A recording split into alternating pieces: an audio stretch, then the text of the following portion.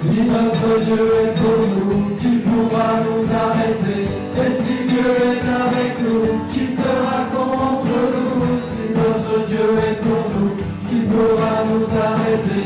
Et si Dieu est avec nous, qui sera contre nous? La semaine dernière, pour ceux qui ont suivi, pendant la louange, avant un chant, il m'était venu une parole, c'est que Noël, c'était l'espoir qui naît au milieu de l'instabilité, au milieu de l'obscurité. Obscurité au sens imagé, évidemment. Ce que je vous propose, c'est de méditer sur une histoire qu'on pourrait dire une histoire de Noël. Déjà, c'est une histoire de foi. Ça, clairement. Noël, c'est une histoire de foi. La foi de Marie, qui a reçu la parole d'un ange, et celle de Joseph également, qui a reçu lui aussi une parole. Alors on peut se dire, foi en quoi, puisque un ange leur est apparu et leur a parlé. C'était pas si évident qu'il prête du crédit à cette parole, puisque par exemple, Zacharie a reçu une parole d'un ange, lui annonçant la venue de son fils, et il a douté. Noël, c'est aussi l'histoire d'un couple qui s'unit dans la difficulté plutôt que de décider de se séparer. Parce qu'on l'oublie un petit peu, mais quand même, au départ, Marie est enceinte et Joseph se dit « Je suis déçu, je suis très déçu ». Donc, c'est quand même un couple qui, au milieu de cette mauvaise nouvelle, dans la genèse de leur couple, et il y a une mauvaise nouvelle et ils décident finalement de rester unis plutôt que de se séparer. Noël, c'est aussi avancer dans des conditions incertaines. C'est aussi, donc c'est l'espoir qui naît au milieu du désordre, arrivé à Bethléem, lorsqu'il y a beaucoup de monde, il y a de place nulle part. L'incertitude, et ils sont arrivés de nuit, l'obscurité. Et l'obscurité aussi par rapport à la situation du peuple juif à ce moment-là. Donc Noël, c'est la lumière qui apparaît alors que toutes les circonstances visibles, tout ce qu'on peut construire comme raisonnement humain, pourrait nous faire douter. Donc on va prendre une histoire qui illustre cette idée, qui peut être surprenante par rapport à Noël, parce qu'on ne va pas reprendre l'histoire de Marie et de Joseph et de la naissance de Jésus. Moi, je vous propose de prendre une histoire de Noël dans l'Ancien Testament. 1 Samuel, chapitre 30. Juste pour rappeler le contexte, à partir du chapitre 27 du livre de Samuel, David, pour échapper à Saül, s'est réfugié dans le pays des Philistins, auprès de Achish. Et donc Achish lui a proposé d'habiter dans une ville qui s'appelle Tsiklag. Donc avec ses 600 hommes qu'il a à ce moment-là. Il vit pendant, de mémoire, 1 an et 4 mois. Il réside à Tsiklag. Et il y a à nouveau, comme c'était la coutume évidemment, des combats qui sont annoncés entre les Philistins et les Juifs. Les Philistins veulent, en tout cas Achish veut prendre David avec lui, mais les princes philistins, n'ayant pas confiance en David, en se disant que peut-être au milieu du combat, David va se retourner contre eux, ils lui demandent de partir. Donc, finalement, David ne fera pas la guerre contre les siens. Il repart à Tsiklag. Et c'est là que démarre l'histoire. Lorsque David arriva le surlendemain avec ses hommes à Tsiklag, il la trouva ravagée et incendiée. Les Amalécites avaient fait une incursion dans le Néguev et contre Tsiklag. Ils s'étaient emparés des femmes et de ceux qui se trouvaient dans la ville. Quelle que soit leur condition sociale, sans toutefois tuer personne, ils les avaient emmenés et avaient continué leur chemin. Quand David et ses compagnons arrivèrent à la ville, ils découvrirent donc qu'elle avait été incendiée et que leurs femmes, leurs fils et leurs filles avaient été emmenés captifs. David et ses compagnons se mirent à crier et à pleurer jusqu'à en être épuisés. Les 2 femmes de David, Ahinoam de Jizréel et Abigaël, veuve de Nabal de Carmel, étaient parmi les prisonnières. Donc ils arrivent, la ville a été mise à sac, tous leurs biens et même leurs familles ont été emmenés. David était dans une situation très angoissante parce que ses compagnons étaient pleins d'amertume en pensant chacun à ses fils et à ses filles. Et ils parlaient de le tuer à coups de pierre. Mais David puisa de nouvelles forces en se confiant en l'Éternel son Dieu. Il demanda au prêtre Abiatar, fils d'Ahimelech, d'apporter l'éphod servant à consulter l'Éternel. Abiathar le lui présenta. David interrogea l'Éternel en lui demandant « Dois-je poursuivre cette bande? Parviendrai-je à les rattraper ?» Et l'Éternel lui répondit « Poursuis-les, car tu vas les rattraper et tout récupérer. » David se mit en route avec ses 600 hommes. Ils parvinrent au torrent de Bésor, et certains s'arrêtèrent là. David continua la poursuite avec 400 hommes. Les 200 autres, trop fatigués pour traverser le torrent de Bésor, restèrent sur place. Les hommes rencontrèrent dans la campagne un Égyptien. Ils l'amenèrent à David, lui donnèrent du pain qu'il mangea et de l'eau. Puis ils lui donnèrent quelques figues sèches et des gâteaux de raisins secs. Quand il les eut mangés, il retrouva ses esprits, car il n'avait ni mangé ni bu pendant 3 jours et 3 nuits. David l'interrogea. « Qui est ton maître? D'où viens-tu » ? « Je suis un jeune Égyptien, répondit-il, esclave d'un Amalécite. Mon maître m'a abandonné parce que je suis tombé malade il y a 3 jours. Nous venions de faire une razzia dans le sud du pays des Kérétiens, dans le territoire de Juda et dans le désert de Caleb. Nous avons aussi incendié Tsiklag. » David lui demanda « Veux-tu me guider jusqu'à cette bande ? Jure-moi par Dieu que tu ne me tueras pas et que tu ne me livreras pas à mon maître, répondit l'Égyptien, et je te conduirai jusqu'à eux. Il guida donc David jusqu'aux Amalécites, qu'ils trouvèrent éparpillés sur toute la contrée en train de manger, de boire et de danser à cause de l'énorme butin qu'ils avaient rapporté du pays des Philistins et de celui de Juda. David les attaqua à l'aube et les battit jusqu'au lendemain soir. Aucun d'eux ne lui échappa, excepté 400 jeunes gens qui réussirent à fuir sur des chameaux. David récupéra tout ce que les Amalécites avaient pris. Il délivra ainsi ses 2 femmes. Personne ne manqua à l'appel, ni petit, ni grand, ni fils, ni fille. Ils trouvèrent également tout le butin qui leur avait été enlevé. David ramena tout. Il s'empara aussi de tout le groupe et le menu bétail. Ceux qui marchaient en tête de ce troupeau disaient « Voilà le butin de David !» David revint vers les 200 hommes qui avaient été trop fatigués pour le suivre et qui étaient restés au torrent de Bésor. Ils vinrent au-devant de David et de ceux qui l'accompagnaient. David s'approcha d'eux et les salua. À ce moment, un groupe de vauriens et de mauvais sujets qui avaient accompagné David se mirent à dire « Puisqu'ils ne sont pas venus avec nous, on ne leur donnera rien du butin que nous avons récupéré, sauf leurs femmes et leurs enfants, qu'ils les emmènent et qu'ils s'en aillent. » Mais David dit « Mes amis, n'agissez pas ainsi avec ce que l'Éternel nous a donné. Il nous a gardés et il nous a donné la victoire sur la bande de pillards qui nous avait attaqués. Qui donc pourrait vous approuver dans cette affaire ? La part de celui qui a gardé le camp sera la même que celle du soldat qui a participé au combat. Ils partageront équitablement. » De fait, à partir de ce jour, cette manière d'agir fut érigée comme loi et règle en Israël. Elle est encore en vigueur aujourd'hui. David rentra à Tsiklag et il envoya des parts du butin aux responsables de Juda qui étaient ses amis. Il y joignit le message suivant.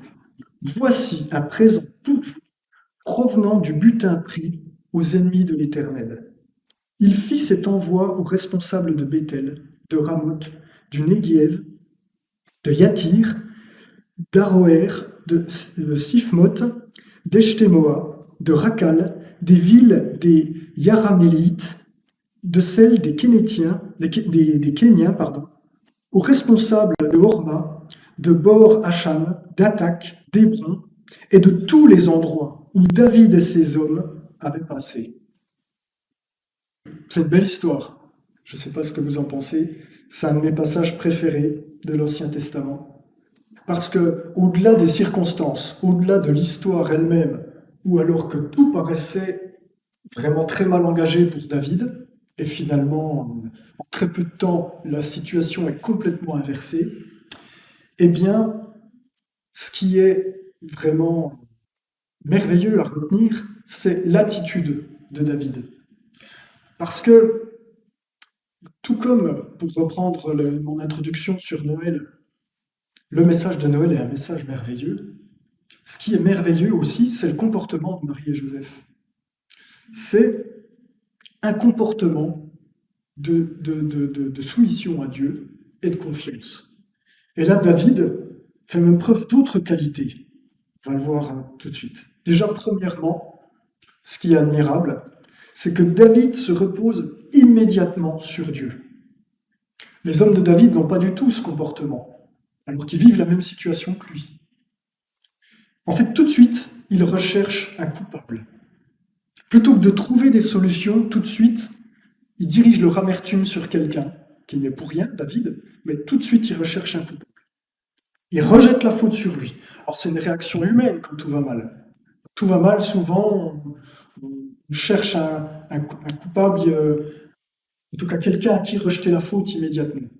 David, lui, ne fait pas ça, alors qu'il vit la même chose. Pourtant, c'est le chef, mais sa famille a été enlevée. Alors à l'époque, effectivement, il avait 2 femmes, c'était courant à l'époque, mais sa famille, ses femmes, ses enfants sont enlevés, tous ses biens. C'était le chef, mais c'était aussi un fuyard. Donc, on ne peut pas dire qu'il avait une position privilégiée. Et, comme on dirait vulgairement, ça sent vraiment le roussi pour lui, parce que jusqu'à présent, il est fuyard, et puis il s'en sort bien là, avec l'accueil de Kish à Tsiklag, avec ses 600 hommes, et là, ses 600 compères veulent se retourner contre lui et le tuer. Il a été vaillant, il a gagné plein de combats, mais 1 contre 600, on peut quand même se dire qu'il est dans une mauvaise posture. Et bien pourtant, lui est plus fort que jamais, parce qu'il place son espérance en Dieu. C'est dit au verset 6 du chapitre, directement, il parlait de le tuer à coups de pierre. On peut dire, imaginez, réaction, David s'enfuit, David cherche à discuter, David, tout ça, c'est des réactions sur ses propres forces, la fuite, la discussion. Non, David puisa de nouvelles forces en se confiant en l'Éternel son Dieu. C'est immédiat. Et il va même au-delà de ça, c'est qu'il le consulte, il lui remet ses projets. Il ne se dit pas, bon, Dieu est avec moi, il sera encore avec moi, et il commence à réfléchir. Non, avant même de réfléchir, avant même de faire quoi que ce soit, qu'est-ce qu'il dit? Il demande au prêtre Abiatar, fils d'Ahimelech, d'apporter l'éphod servant à le consulter. Il lui remet son projet, il le consulte. Alors qu'a priori, ça peut paraître compliqué d'imaginer une solution où on se lance au galop dans le désert, vers où on ne sait pas, vers qui on ne sait pas non plus. Eh bien, il le fait que les moyens à sa disposition, l'éphod, parce qu'il ne pouvait pas aller au temple. À cette époque-là, on consultait l'Éternel au temple. L'éphod, juste, je le rappelle, c'est un vêtement qui était utilisé dans le cadre du culte juif, qui était lié justement aux pratiques d'oracle. Il y a une description complète dans le chapitre 39 d'Exode, les versets 1 et 21. Chapitre complet, description complète de cet éphod. Donc, inversion immédiate de la situation. Il s'appuie sur Dieu. Tout le monde veut le tuer, il s'appuie sur Dieu, il consulte l'Éternel, et l'Éternel lui dit « Tue-les, vas-y, tu seras vainqueur. » Et là, plus personne ne veut le tuer, tout le monde est en selle avec lui. Déjà, c'est immédiat, il y a déjà l'espoir qui naît, il n'a pas encore tout récupéré, mais déjà, au lieu d'être lapidé par ses compères, il est en selle avec tout le monde derrière lui, et il part à la poursuite des pillards. Ensuite, David, au milieu de ce tumulte, il fait preuve aussi d'une autre attitude qui est louable, c'est qu'il ne fait pas cas des contrariétés. Parce que là, il pourrait se dire, allez, c'est bon, j'ai mes 600 hommes avec moi, je vais y arriver. Non, là, déjà une contrariété, il y en a 200 qui n'en peuvent plus, et qui disent, non, on ne peut plus, on arrête là. Donc il se dit, je poursuis des pillards. On peut se dire quand même que pour mettre à sac une ville, ils devaient être quand même relativement nombreux. Donc il ne sait pas après quel nombre il court, et déjà il y en a 200 qui s'arrêtent. Mais pourtant, il n'en fait pas cas. Il ne leur fait pas de reproches. Rien du tout. Il leur propose de rester, de garder leur matériel, et il continue. Il a foi en Dieu. Il ne se désespère pas. Également, David, donc on voit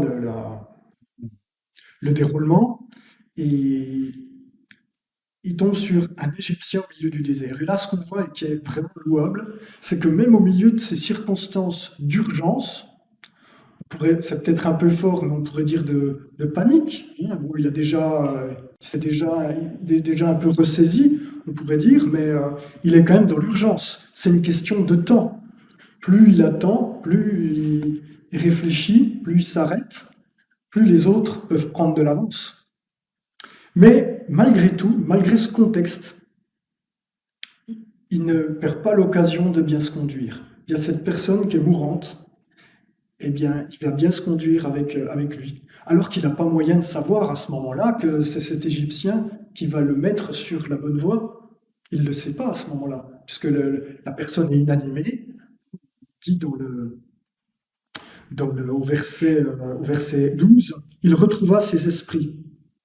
Donc, c'est-à-dire que quand ils l'ont retrouvé, je pense qu'il n'était pas en état d'être interrogé, hein, puisque c'est seulement après qu'il l'interroge. Donc à ce moment-là, il n'a aucun moyen de savoir que cette personne va être décisive dans l'histoire.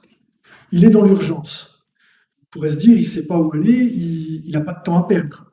Ça, c'est un raisonnement spontanément qu'on pourrait comprendre. Et pourtant, non. Il a cette personne qui est à moitié morte et qui pourrait lui paraître sans importance, mais il agit avec un cœur qui plaît à Dieu. Parce que Dieu peut utiliser n'importe qui pour nous aider, ou aussi pour nous révéler quelque chose sur nous-mêmes. C'est aussi au travers des autres, en fait, qu'on apprend, aussi au travers des autres, et de notre comportement avec eux, que Dieu nous apprend, que Dieu nous parle, que Dieu nous guide. Et là, David, en prenant le risque de perdre du temps, ben, il n'a pas raté le coche, comme on dit. Il n'a pas raté le train. Il a pris soin de la rencontre décisive pour être victorieux dans cette histoire.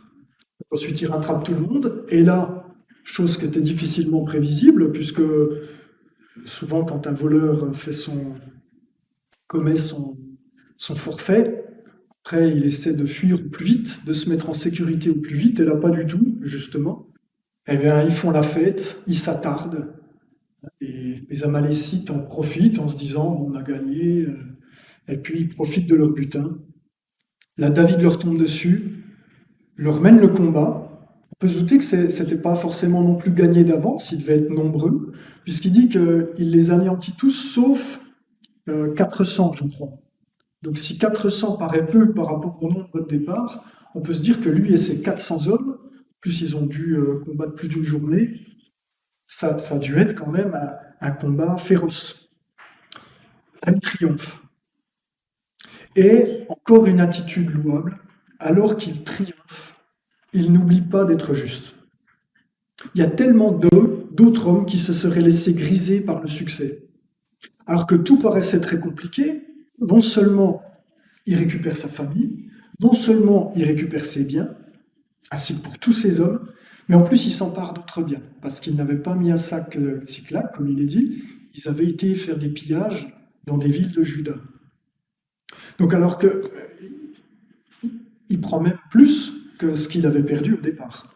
Donc il aurait pu, comme tant d'autres, se sentir fort, avoir un sentiment de puissance, se sentir imbattable, se dire je suis un champion. J'ai été, il y a le terme, un game changer. J'ai complètement renversé la tendance qui était vraiment pas en ma faveur. Mais non, pas lui, parce qu'il sait à qui il doit ce tour de force. C'est l'Éternel. Pas à ses propres capacités, pas à ses propres forces, pas à son propre plan. Son plan, il n'en avait pas. Son plan, ça a été chercher l'éphod. Qu'est-ce que dit l'Éternel? C'était ça son plan. Rien de plus. Donc il sait que c'est l'Éternel qui a disposé les circonstances pour renverser cette situation plus que délicate. Donc il n'oublie pas d'agir avec justice et avec équité. Et il dit aux hommes qui se disent bah, attends, on a tout fait, c'est nous qui avons continué de courir, on était fatigués aussi, c'est nous qui avons mené le combat, c'est nous qui avons tout récupéré, c'est à nous. Hein. Déjà, on va être gentils, on va leur rendre leur famille, c'est déjà bien. Pour des gens qui sont restés en arrière, ne rien faire, on va leur rendre leur famille, puis le reste, c'est pour nous, hein. C'est nous qui avons fait le boulot. Ben, David leur dit non. Non, parce que ce que vous avez, autant cette victoire que tous ces biens, c'est l'Éternel qui nous l'a donné. C'est pas nous qui avons été le chercher, c'est pas nous qui le méritons, c'est un don de Dieu. Et il dit chacun aura, comme tous. Alors, on pourrait faire le parallèle hein, dans les organisations humaines, par exemple une armée ou une équipe sportive, ou, bah tiens, par exemple, l'Église. Tout le monde est vainqueur. Tout le monde est logé à la même enseigne face à Dieu. Tout le monde a reçu la même grâce, le même don gratuit. C'est pas seulement ceux qui sont en première ligne qui contribuent au succès de l'ensemble. Chaque contribution est vitale pour le résultat final. Et là, c'est là où on voit la richesse des Écritures. On reconnaîtrait presque déjà la parabole des ouvriers de la vigne, ceux qui sont venus à la dernière heure, et ça fait s'offusquer ceux qui étaient là bien avant en disant bah, nous, on a plus travaillé qu'eux, pourquoi on reçoit le même salaire in fine? Vous recevez tous le même salaire. La parabole qui est dans le chapitre 20 de Matthieu, la parabole des versets 1 à 16, on retrouve exactement la même constance de pensée, d'enseignement. Et un dernier point où David est exceptionnel dans son comportement, c'est que plus même qu'être juste, ben, il est magnanime. Il est magnanime, pourquoi? Parce qu'il renvoie des présents à des responsables de Juda. Des villes où lui et ses hommes sont passés. Pourtant, qu'est-ce qu'il leur devait? Rien du tout. Il était en fuite, il a vu quasiment un mois et demi à Tsiklag. La ville a été pillée, il s'est lancé dans le combat, il a tout récupéré. Il aurait pu se dire, mais c'est bon, j'ai récupéré, j'ai mené le combat. Non, non, non. Il se dit, il y a des choses, des gens de Juda qui ont été volés, on va aller leur restituer, on va aller leur rendre. Donc pourquoi je dis que c'est une histoire de Noël? Parce que l'esprit de Noël, c'est un témoignage déjà des qualités de Dieu, de la bonté, un don gratuit, une situation qui paraissait désespérée, qui tourne mais plus qu'à l'avantage de celui qui lui est fidèle et agréable, David. Dieu est fidèle dans ses promesses. Il a dit à David qu'il serait toujours avec lui, qu'il avait sa faveur. Il est toujours fidèle. Tout comme il est fidèle à sa promesse de dire « Je vous donnerai un sauveur ». Il nous a donné la naissance de Jésus-Christ à Noël. Et c'est aussi quelque chose qui est propre à Dieu, c'est qu'il sait nous surprendre. C'est quand même surprenant que le sauveur du monde naisse dans une étable, dans une mangeoire.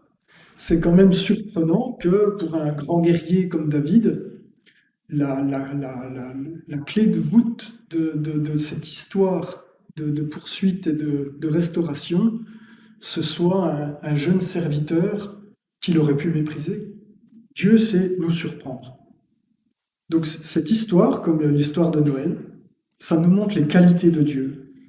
Mais c'est aussi un témoignage des qualités qu'on peut attendre chez un fidèle serviteur. Ces qualités, c'est la soumission à la volonté de Dieu. Marie et Joseph, soumis à sa volonté. Marie, tu seras enceinte. Très bien, Seigneur, je suis ta servante.